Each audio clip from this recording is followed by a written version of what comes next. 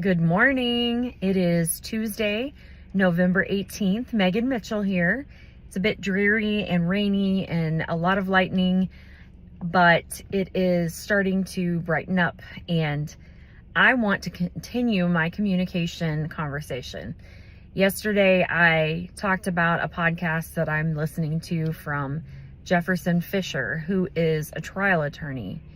He is just an incredible communicator. I highly recommend that you check him out. It's a lot to unpack, but he talks about his history or his background in law, and how he grew up with a whole generation after generation of attorneys. He spent his childhood going to depositions and courtroom, final closing arguments, and just absorbing all of the knowledge and watching people communicate and how it affected the outcome of whatever the trial or whatever the litigation was about.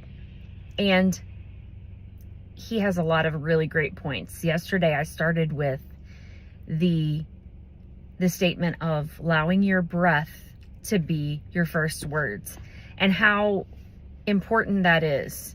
You know, we want to respond very quickly. We want to often show our confidence by speaking quickly when we're asked a question, but we are often not communicating confidence. We are communicating anxiety, and that we are trying to over answer. So one of the things you can do is to take a breath, and not an audible breath, but breathe in through your nose and breathe out through your nose for 5 seconds before you answer. We talked about that pause, and the pause seems to be a really big tip. Always pausing and allowing space in a conversation. But today I want to move on to another topic, and this is about the less is more. We are often, without meaning to, we say more than we need to. And Jefferson was talking about how the most influential leaders and the most powerful people often say very little, because the goal is not to say as much as you can. The goal is to say exactly what you mean in as little words as possible. How many times are we guilty? I'm guilty of saying too much or adding words that are unnecessary. And one of those examples would be if you want to talk to someone about something and you maybe phrase it like, I was wondering if we could just maybe like talk about the proposal that I mentioned the other day.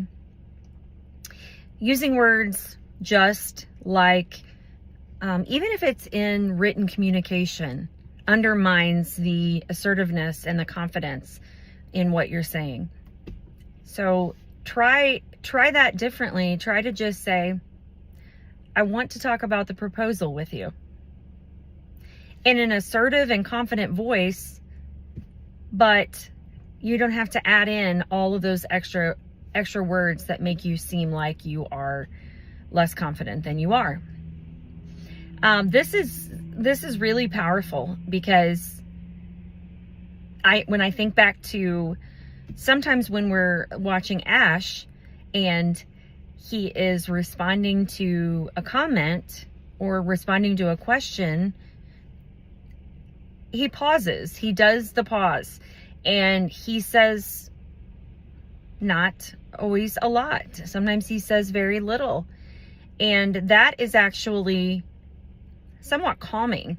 You know, Jefferson was talking about how when you speak too much or when you speak too fast, there's an anxiety-inducing energy. So, you know, when we listen to someone, they can either bring us a sense of calm as a leader, or they can bring us a sense of anxiety. And we don't always mean, we think sometimes that we're being excited and that is coming across, but actually we might be undermining ourselves. So I hope this is a great tip for you if you are a people pleaser or someone who tends to use too many words, add in things like just, like, I hope that you will try to say more by saying less and sound more confident. Speak in your assertive voice. Have a blessed Tuesday.